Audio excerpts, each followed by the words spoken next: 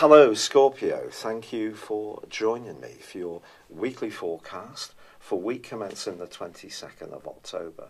And the fantastic news is the Sun returns to your sign for the first time in 11 months. This is an opportunity for you to galvanise yourself into action. You've probably had some plans this month, and with Mercury's support since the 10th, and Venus also with you, perhaps these have been of a more personal nature. But of course Venus has also been tracking backwards. But this week the Sun and Venus come together. This would be a fine time to recast your personal identity in some way. If you're a dedicated follower of fashion, you're unlikely to be given out anything other than rather a glamorous vibe. This may see you updating things a little bit. If you're someone who's got more of an individualistic approach to the way you dress and present yourself, this too can be a fine time to do something that's a little bit different, because this can dazzle the people you encounter. If you're single, expect more than one person to be interested in you over the next few weeks, Scorpio. And it's going to be a little bit of a surprise who may actually start to attract you. You're someone who tends to have fairly set views on situations, but try to be as open-minded as possible, because with Uranus influencing the moon, anything that happens romantically could be quite exciting and happen quite quickly. So if you respond in a bit of a conservative with a small c way, you could miss an opportunity to get to know someone new. Then again, in an existing relationship, it could be you who's seeking a little bit more excitement and stimulation, and now would be a fine time to take the lead, to find the suggestions and the strategies to achieve this. It's been a real pleasure being with you. I'd love it if you would like or comment on this video, or if you've yet to do so, please do subscribe to this channel. Thank you. Hello Scorpio, thank you for joining me for your monthly forecast for October for the Sun or the Ascendant. Welcome. This month begins with the Sun and Mercury locked away in a tender part of your scope, the 12th house. This is about the more subconscious side of ourselves. It's about the more spiritual area. It can be about reflection, meditation, healing, anything to do with learning about ourselves at a deeper level, which you have a natural inclination for anyway. However, on the 2nd, there is a quarter moon in your sister water sign of Cancer. It's possible that something that you feel a little raw about or emotional about can play a role from the 2nd through to the 9th. But we also have the big news story of the month. Venus, the planet of love, in your sign, gives you enormous magnetism. Of course, even more charm, but it does slam on the brakes on the 5th and will be in retrograde through to the end of the month in your sign. What does this mean? When Venus is in our own sign, we can attract more than one person to us. That's entirely possible. We can also go through a period where we rethink our personal appearance and identity, so a change of look, change in the type of taste you might have. You may think about your love life differently. You're thinking about your love life in terms of your needs, because Venus is in the 1st house. If it was in the 7th house, it's helping you to think about the needs of others. Now, in your 7th house, you have Uranus, the planet of the unexpected, which has been causing some tensions, but opportunities ever since the 2nd week of May. Of course, through to the end of last month, off and on, it had been clashing with your traditional ruler of Mars in a very spiky, potentially defensive part of your scope, a 4th solar house, where you've wanted to be a bit more rugged about expressing your emotional needs and opinions, and not necessarily being quite so reserved as you often can be about your personal feelings. You're certainly frank and to the point about commenting on others, but when it comes to your own feelings, you can be much more private. Now, Venus and Mars are clashing in the first 2 weeks of this month, so it's not just this retrograde. What does this mean? Mars in the 4th house is about family, emotions, home. Venus in your sign is about you. Finding a balance between those two areas, between the feminine and masculine sides of your personal expression, is the key, but also how you're receiving information from others. Now, on the 10th of this month, Mercury moves into your sign, and I think that's going to be a real asset, because Mercury in the 12th house can make us a little bit anxious. It can see us circulating ideas and not checking them, so it can lead to sort of thinking things down a little bit. Once it moves into your sign, you can move into the present more. You're expressing your thoughts more lucidly. It can help to overcome some of the slowdown of energy that Venus retrograde will create. But on the 10th of this month, on the 9th of this month, we have the new moon. Mercury moves on the 10th. But on the 9th, that new moon is highly complex. The new moon in the 12th solar house is probably one of the tenderest of all the new moons, because even though it's about fresh starts or really trying to pursue the things that we feel will bring us greater happiness and contentment around our emotional life, the moon's about receptiveness. Obviously, the moon in the 12th house can see us feel a bit isolated, cut off from people, bottling things up a little bit potentially. And this new moon squares up with your modern ruler of Pluto, which is in a very powerful position. The 3rd house, been there since 2008. In that time, you've probably got yourself much more active in your mind or your body, it just depends, or the way you've engaged with the world has become more intense. This creates a 12th 3rd house situation, something that may be quite controversial or a bit delicate may come into the open in the following month, and it may be you can't control it however much you try. Then again, it could be you who's pushing something into the open that those around you have been resistant to you.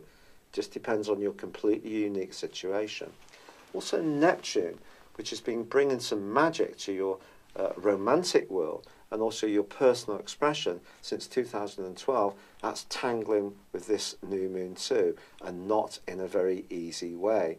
So you've got 12th, 5th house energy. Confusion around your love life is possible. I can only tell you what's going on in the heavens. I'm not negative, I'm just honest. And of course, some people on YouTube are absolutely wanting to say the positives, and bless them, that's up to them. But I'm just telling it as it is. However, you also have a quarter moon on the 16th of this month in Capricorn. So that energy in Capricorn that you're getting from Pluto, but also crucially Saturn. So your words and your personal expression have taken on more gravitas since December the 20th last year, and also how you express yourself, more punch, more penetration. Well, Saturn's still there, Pluto's there. So this quarter moon in this part of your horoscope to do with how you think, again, can bring stuff into the open that's delicate. Maybe that you're making some kind of transition in the type of thinking that you have, maybe things that have lain dormant, that you've not wanted to embrace, or perhaps other people, as I say, have not wanted to hear. These things are travelling, they're moving, they're being stirred up. Believe me, this is a very powerful month, and it ain't just down to Venus's retrograde. But that brings us through to the 23rd. The sun bursts into your sign. You're going to feel a much greater sense of physical certainty. You're going to feel bolstered from a point of view of vitality. You're not going to feel so anxious. You're moving into the moment. You're taking charge. Then the reversing Venus meets the sun. Your sex appeal is going to be absolutely incredible. But also these two are in opposition with Uranus. Now, this is completely an opposite energy, remember, to the 1st house. 7th house is about relating relationships. But Uranus is about freedom and independence. If you're in a relationship which is not meeting your needs and you feel stifled, you feel you can't be yourself, or you've just changed, this is a radical moment, potentially, in your whole life. Because this is pushing you to be more evocative about what's right for you.